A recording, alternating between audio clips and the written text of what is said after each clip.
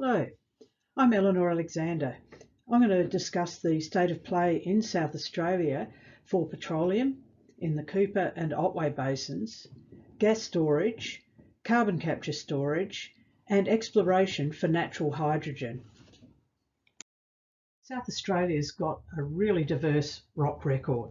We're in a pretty unique location between the Australian Shield, the core of the continent, the Archean Mesoproterozoic crystalline basement rocks, and the Tasman Fold Belt, which accreted from the late Neoproterozoic through into the Mesozoic.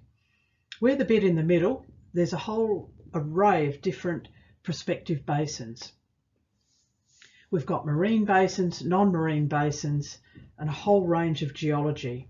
If you look at the right-hand side, you'll see the rock record, and the light blue bits are what we see in South Australia. As I said, it's very diverse.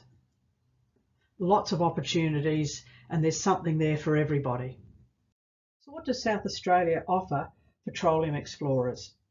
You can get an acreage position of up to 10,000 square kilometres, easy access to lots and lots of well and seismic data. There's blue sky opportunities in the state's frontier basins, most of which have got bona fide oil and gas shows. You can see them in red and green on the map. As I said, diversity of plays are available. We've got a regime in place for gas storage and carbon capture storage. Hydrogen exploration and transmission through pipelines is now licensed under the Petroleum Act and regulations. And you can find a lot of information about the prospective basins in the state via our website. If you look at the map on the left, it shows the prospective basins with the oil and gas shows and the coal shown in pink. I've highlighted the wells with hydrogen shows in the yellow circles. As I said, a diversity of basins and play types. So how do you get a licence to explore for oil and gas in South Australia? The map shows licences in blue and licence applications in pink. To apply for a licence, you pay the application fee, provide a 5-year work program, and we expect a minimum of 1 exploration well in the program, and evidence of your technical and financial capacity. More information on the website, of course. You'll notice the red rings around the Cooper and the Otway. They are competitive tender regions, so vacant acreage must be released for a competitive bid process. What we do is run it on the basis of 5-year work programs. We have a publicly available scoring system, so everyone knows what's what, and the highest scoring bid with the financial and technical capacity wins.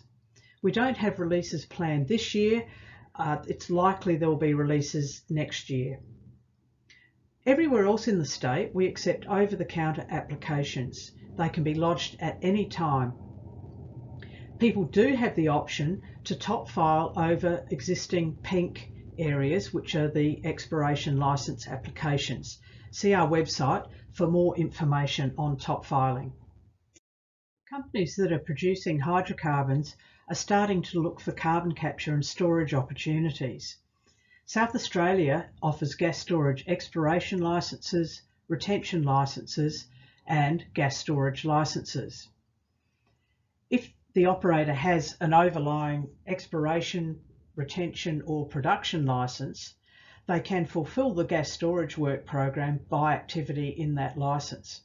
If the gas storage licence is standalone, it needs a work program.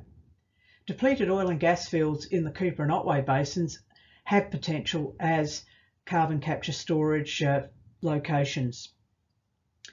The Santos joint venture carbon capture storage project in the Cooper Basin aims to store 1.7 million tonnes a year of CO2 in depleted gas fields, and is one of the most advanced projects in the state.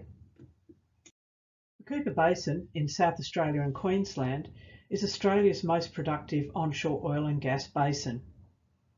As such, vacant acreage is under high demand.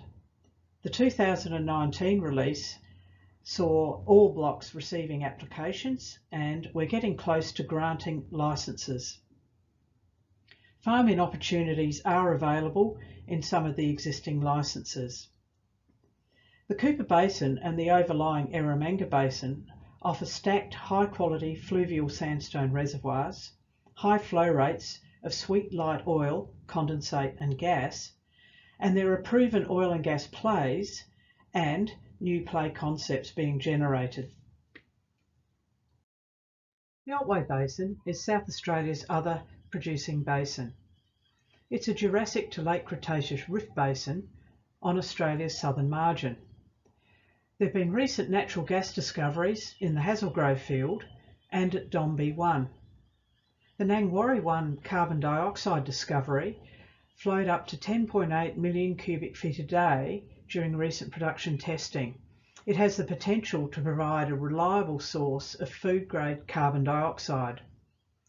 The last acreage release was in 2019 and PEL 680 has recently been granted. Future acreage releases are pending the release of the Otway Basin hydrocarbon generation model later this year.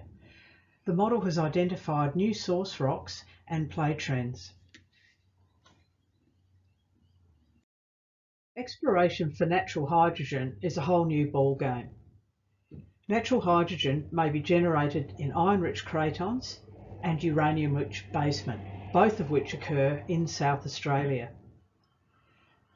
What stimulated interest in this? Well, 50 to 80% hydrogen was measured in the 1930s from gas samples from 2 oil bores that were drilled, one on Kangaroo Island, one on York Peninsula.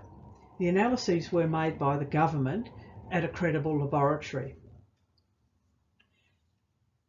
So to respond to this interest, we've now allowed companies to apply for exploration licences to look for natural hydrogen occurrences under the Petroleum and Geothermal Energy Act. And we've had 2 applications lodged already by a company called Gold Hydrogen, and there are more coming. If we have a quick look at green hydrogen, the state released an action plan in 2019, and this includes an online hydrogen export modelling tool. In addition, hydrogen is now being reticulated to gas customers in Adelaide. Thanks very much for having a look at my presentation. If you need further information, you can have a look at our website or send me an email. Thanks very much.